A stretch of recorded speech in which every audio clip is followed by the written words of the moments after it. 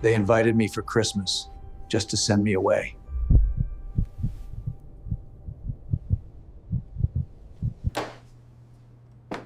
He doesn't remember. The house is already ours.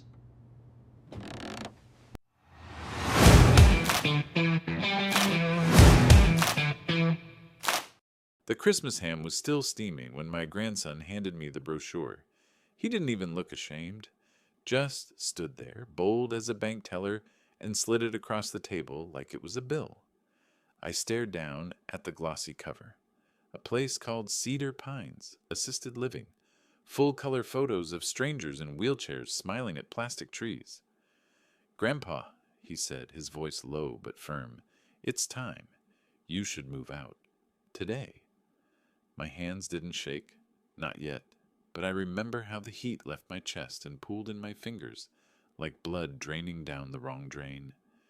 Before we continue, if stories like this hit close to home, like, subscribe, and leave a comment if you've ever been blindsided by your own blood. My name's Walter. I'm 68, retired machinist from Cleveland, Ohio. I used to live on Sycamore Avenue, 4 blocks from the Rock and Roll Hall of Fame. Now I live somewhere they can't find me. Back then, though, I was still in the house I'd built with my own hands. White siding, peeling porch rail, a garage full of socket wrenches and oil-stained blueprints. I thought I was spending Christmas with family. I thought wrong. It was snowing outside. Real Midwest snow. The kind that drifts against the wheels and makes silence heavy. Inside, my son's house was warm and polished. Stainless steel fridge, granite countertops, fake fireplace roaring on a TV screen. They'd invited me for the whole day, said they missed me. Said it wouldn't be Christmas without Papa Walt. I showed up with a basket of ribboned cookies, the same shortbread I used to make with my wife before she passed. Set them on the counter next to bottles of champagne I hadn't bought. Everyone acted like I wasn't there. My grandson Lucas was 19. Long limbs, big mouth, expensive cologne. He used to sit on my lap while I rid him Redwall and tucked Hot Wheels in his shoes for fun. Now he wouldn't even meet my eyes. I noticed it during dinner. Every time I tried to speak, someone cut in. Every story I told, they tuned out. Like I was the dusty radio in the corner, just background noise no one knew how to turn off. Then came the brochure. After presents were opened, after ham and green bean casserole, after my son's wife fake smiled and said, "We've been meaning to talk to you about something important." Lucas was the one who did it. Laid it out like a menu. Like I was supposed to choose the deluxe package with wheelchair yoga and bingo Fridays. I didn't say anything. Didn't have to. My silence said more than any tantrum could have. But I saw it. The exchange of looks. The way my son nodded once like a boss confirming an order had been carried out. Something wasn't right. That night I slept on their pull-out couch. I couldn't drive home. Roads were iced, and I wasn't going to risk breaking a hip just to die angry. At 2:14 a.m., I woke up thirsty, headed to the kitchen, in socks. That's when I heard them. Lucas and his father, my son, talking in hushed tones in the den. "You think he'll go quietly?" Lucas asked. "Doesn't matter," my son said. "He signed it last year. He just doesn't remember. One doctor's note, and it's done." "House goes on the market by spring?" "Yep. He doesn't even know the utilities are in my name already. It's airtight." My stomach turned. My knees nearly buckled. I leaned against the fridge, the hum louder than my heartbeat. Signed it last year? What the hell had I signed? The next morning I left before anyone else woke. Didn't eat, didn't speak.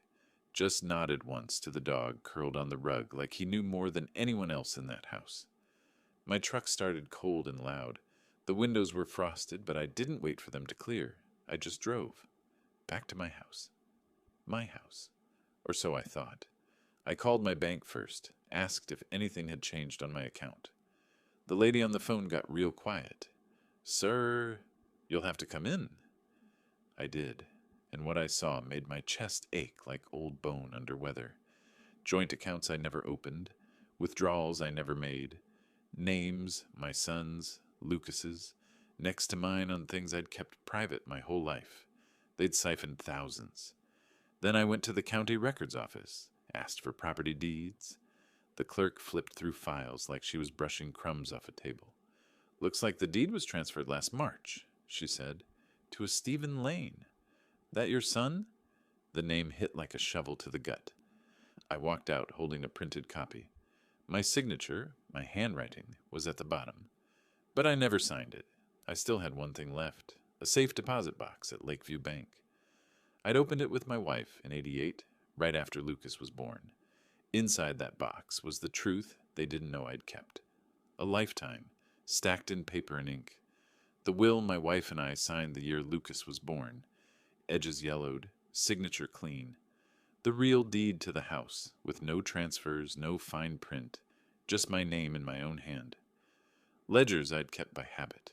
Every deposit, every withdrawal, every cent accounted for in fading blue pen, and a notarized letter from my old lawyer confirming I never gave up power of attorney, no matter what anyone said. But it was the last thing that hit the hardest. A sticky note, barely clinging to the corner of the envelope. My wife's handwriting, looping, soft. "If you ever feel small, remember, you built this with your bare hands." I held it like it could still hold her warmth.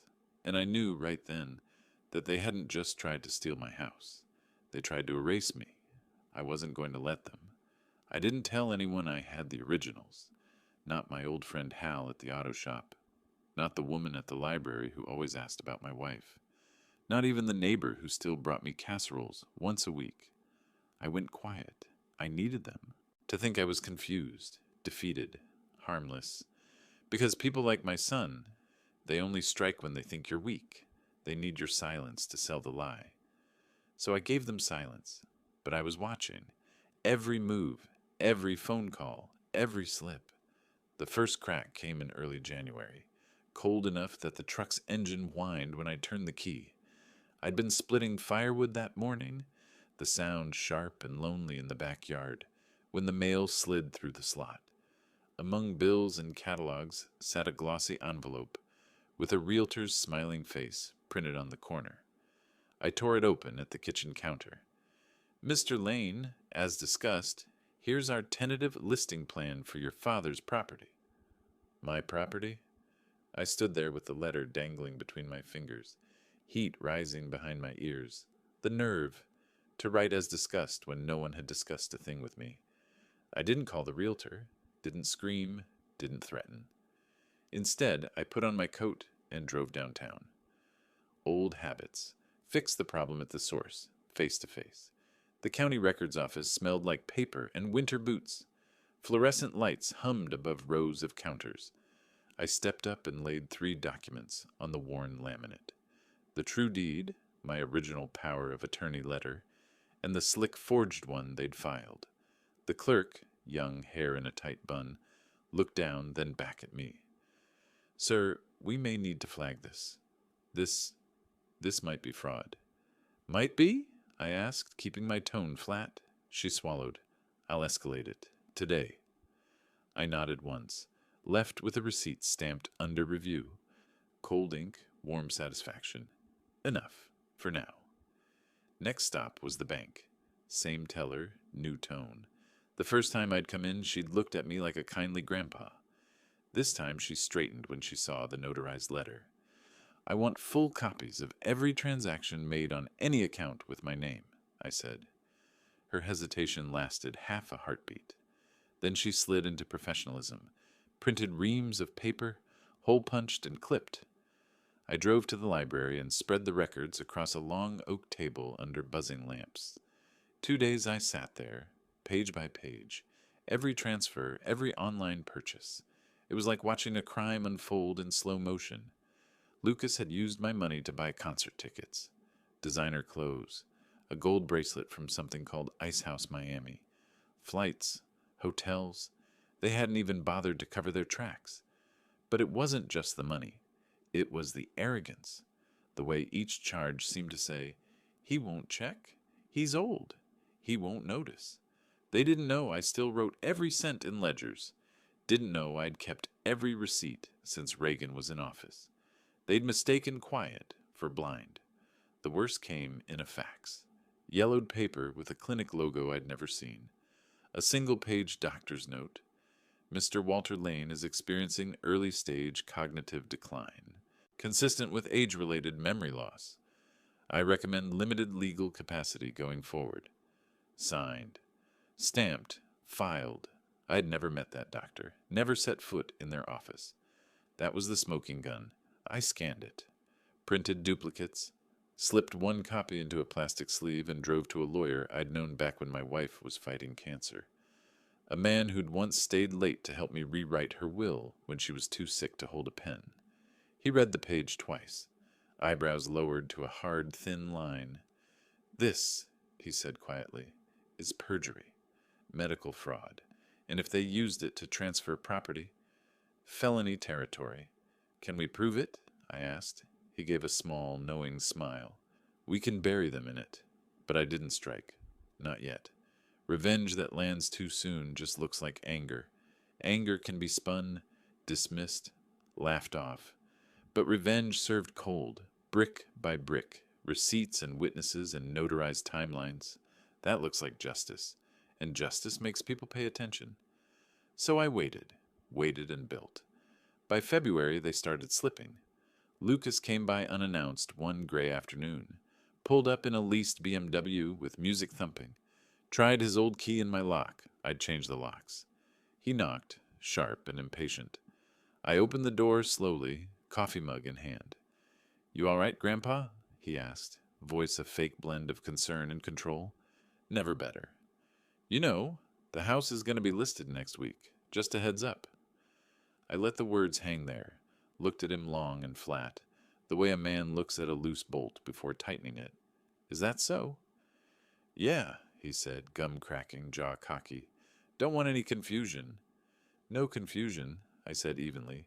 Then I stepped back just enough to let the winter air whistle between us. "Just cold air. Step off my porch."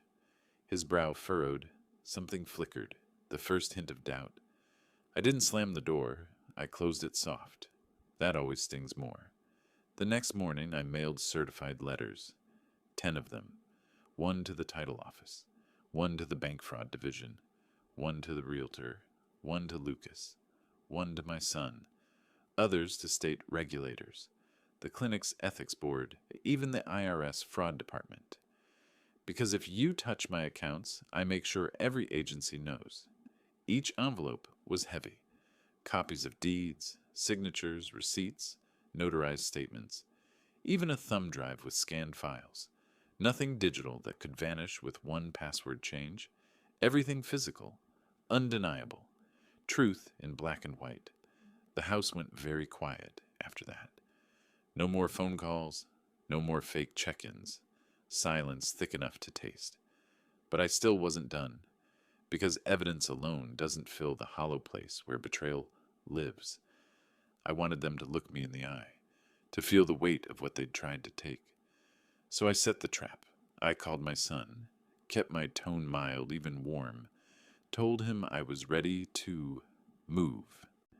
Forward. Said I understood it was for the best.